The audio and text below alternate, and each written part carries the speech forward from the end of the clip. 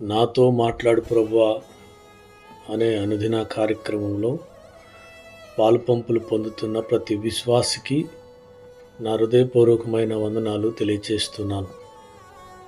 ఈ దినము కొరకు ఏర్పాటు చేయబడిన లేఖన భాగాన్ని మనం చదువుకుందాం.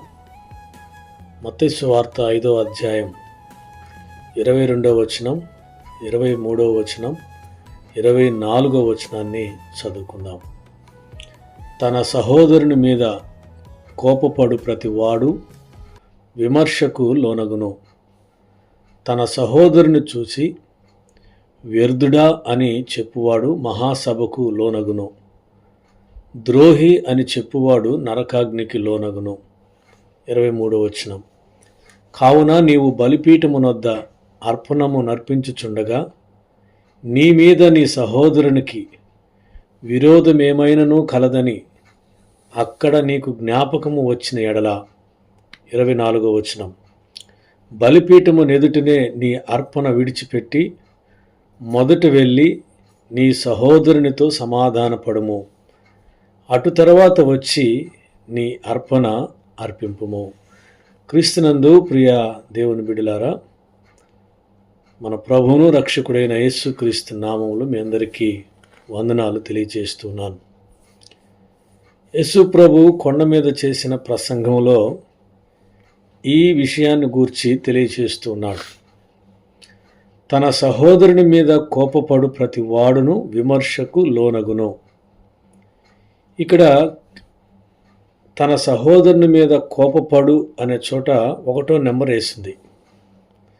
మనం బైబిల్లో కింద పుట్నోట్లో చూస్తే తన సహోదరుని మీద నిర్నిమిత్తముగా కోపపడువాడు విమర్శకు లోనగునని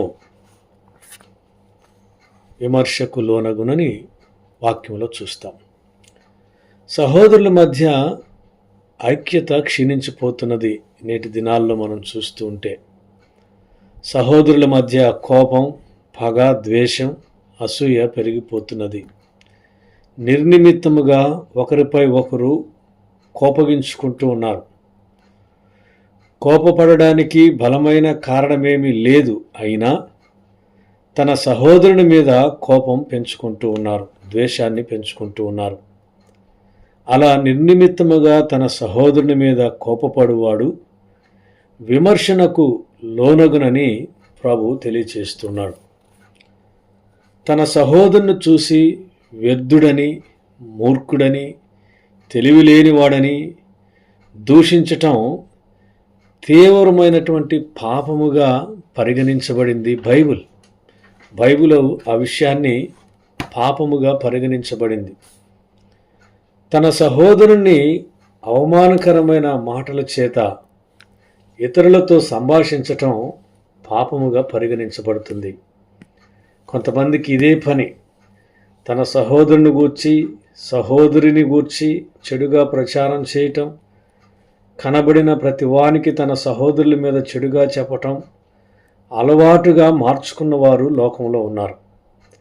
నిర్నిమిత్తముగా తన సహోదరుని మీద కోపపడువాడు, నిర్నిమిత్తముగా తన సహోదరుని వ్యర్థుడు అని ప్రచారం చేసేవాడు, నిర్నిమిత్తముగా తన సహోదరుని ద్రోహి అని ప్రచారం చేసేవాడు విమర్శనకు లోనగునని, మహాసభకు లోనగునని, నరకాగ్నికి లోనగునని ప్రభువైన యేసుక్రీస్తు తెలియచేస్తూ ఉన్నాడు. చర్చికి వెళుచున్నారు, అర్పణలు అర్పించుచున్నారు, ప్రభు బల్లాలో పాలుపంపులు పొందుచున్నారు. తన సహోదరుల మీద, తన సహోదరుల మీద నిర్నిమిత్తముగా కోపము కలిగి ఉంటున్నటువంటి వారిని కూడా మనం చూస్తున్నాం.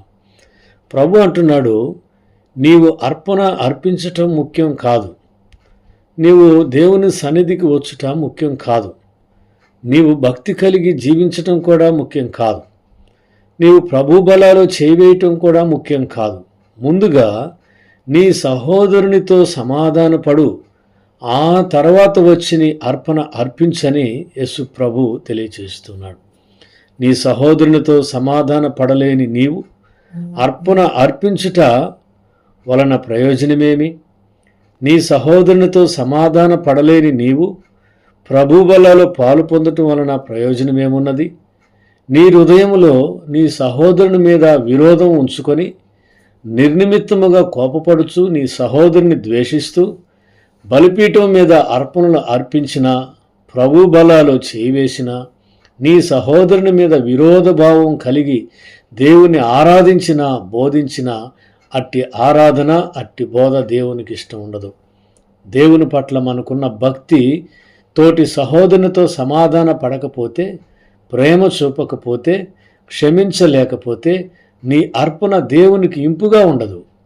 దేవునికి అర్పించే కానుకల కంటే, అర్పణల కంటే నీ సహోదరునితో సమాధానం కలిగి ఉండటే శ్రేష్టం. దేవుని సంఘములో అందరితో సమాధానం కలిగి ఉండటం శ్రేష్టం. 1 యోహాను పత్రిక 3వ అధ్యాయం 15వ వచనంలో ఈ మాట వ్రాయబడింది.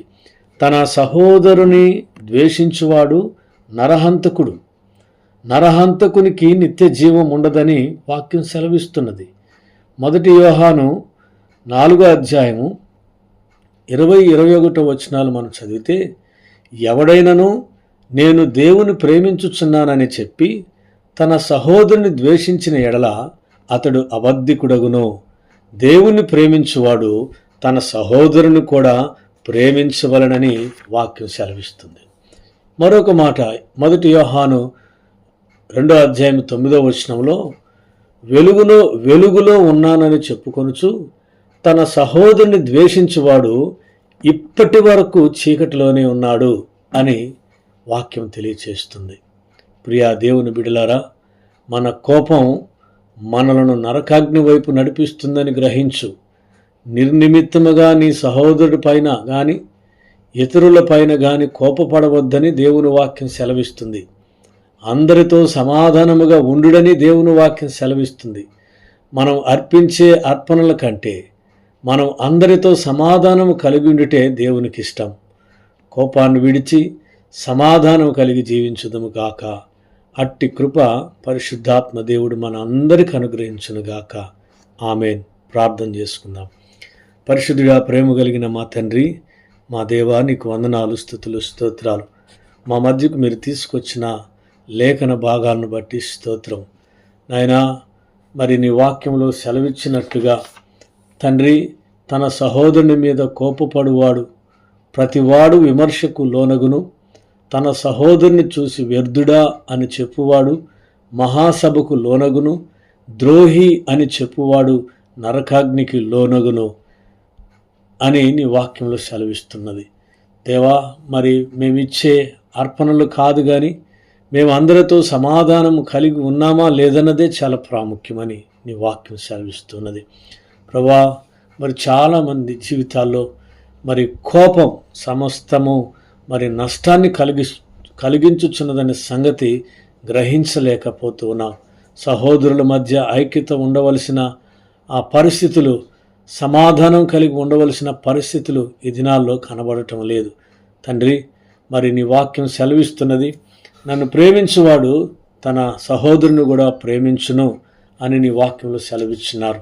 అవును ప్రభువా, ఎవడైనను నేను దేవుని ప్రేమించుచున్నానని చెప్పి తన సహోదరుని ద్వేషించిన ఎడల అతడు అబద్ధికుడగునని నీ వాక్యం సెలవిస్తున్నది. ప్రభా, మేము మా జీవితాల్లో అబద్ధికులుగా బ్రతుకుచున్నామేమో, మా సహోదరులను మేము ప్రేమించలేకపోతున్నామేమో, సంఘములో మా ప్రియ విశ్వాసులను మేము ప్రేమించలేకపోతున్నామేమో, క్షమించలేకపోతున్నామేమో నాయనా, మరి సమాధానం కలిగి జీవించలేకపోతున్నామో క్షమించండి తండ్రి. నాయనా, అందరితో సమాధానం కలిగి ఉన్నట్టుకు సహాయం చేయండి.